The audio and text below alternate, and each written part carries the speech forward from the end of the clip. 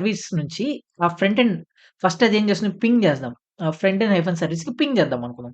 లేదంటే front end hyphen సర్వీస్‌కి నేను డైరెక్ట్‌గా నేను యాక్సెస్ తీసుకుంటాను. మైఎస్‌క్యూఎల్ యొక్క యాక్సెస్. ఫర్ ఎగ్జాంపుల్ ఆహ్, మనం మైఎస్‌క్యూఎల్ కమాండ్ రన్ చేసాం కదా! యాక్సెస్ తీసుకోవడానికి. MySQL -H host name use చేసాం కదా! అక్కడ -హెచ్ హోస్ట్ నేమ్‌లో నేనేం యూజ్ చేస్తాను, బ్యాక్ ఎండ్ హైఫన్ సర్వీస్‌నైతే యూజ్ చేస్తాను.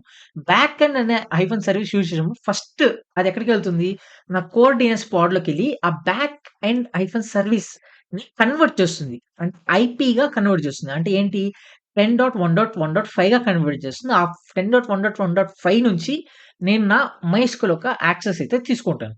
సో, ఇప్పుడు మనం అది ప్రాక్టికల్‌గా అయితే చేసి చూద్దాం ఫ్రెండ్స్. హోప్ మీకు కోర్ డీఎన్ఎస్ ఎందుకు యూజ్ చేస్తాం నా క్లస్టర్‌లో అనేది మీకు అర్థమైందని అనుకుంటున్నాను. సో, లేట్ చేయకుండా మనం ప్రాక్టికల్ అయితే చేసి చూద్దాం ఫ్రెండ్స్. ఓకేనా? So, right. సో, ఫస్ట్ మనం మన నోడ్‌ని చెక్ చేద్దాం. నోడ్స్ అనేవి కరెక్ట్‌గా ఉన్నాయా? అప్‌లో ఉన్నాయా లేదా అని kubectl గెట్ నోడ్స్. సో, మనకి 3 వర్కర్స్ అని రెడీగా అయితే ఉన్నాయి. సో, ఎటువంటి ఇబ్బంది లేదు. అలానే ఒకసారి ఏదైనా డిప్లాయ్‌మెంట్ ఉందా లేదా చెక్ చేద్దాం. kubectl గెట్ పాడ్. సో, ఎటువంటి డిప్లాయ్‌మెంట్ అయితే లేదు. ఇప్పుడు నేనేం చేస్తాను మైఎస్‌క్యూఎల్ పాడ్‌ని నేను డిప్లాయ్ చేస్తాను. ఆల్రెడీ మనం లాస్ట్ వీడియోలో మనం మైఎస్‌క్యూఎల్ ఒక డిప్లాయ్‌మెంట్‌నయితే మనమైతే క్రియేట్ చేసాం. ఒకసారి దాన్ని మీకు షో చేసి దాని తర్వాత నేను డిప్లాయ్‌మెంట్ ఫైల్‌ని రన్ చేస్తాను. సో, ఇక్కడ డిప్లాయ్‌మెంట్‌లో జస్ట్ మనం మెటాడేటా జస్ట్ నేమ్ మైఎస్‌క్యూఎల్ అని తీసుకొని ఇమేజ్‌లో మైఎస్‌క్యూఎల్ నేమ్ తీసుకున్నాం. అలానే పోర్ట్ బై డిఫాల్ట్ డేటాబేసెస్ అనేవి 3306 పోర్ట్ మీద రన్ అవుతాయి.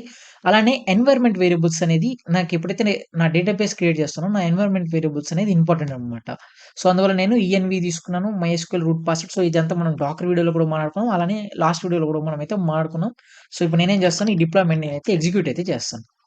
kubectl create -f mysql -deployment. Enter.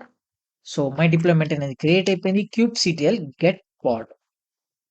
So, క్రియేటింగ్‌లో ఉంది. ఒకసారి మనం వాచ్ అనే కమాండ్ యూజ్ చేసుకొని దాన్ని ఒకసారి మానిటర్ చేద్దాం. సో, ఎస్‌క్యూఎల్ పాడ్ అనేది అప్ అయితే వచ్చేసింది.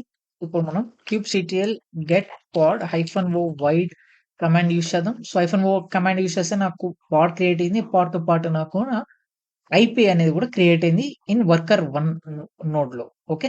రైట్. ఇప్పుడు నేనేం చేస్తాను ఒక్కసారి మైస్క్యూఎల్ పాడ్‌ని డిలీట్ చేద్దాం. kubectl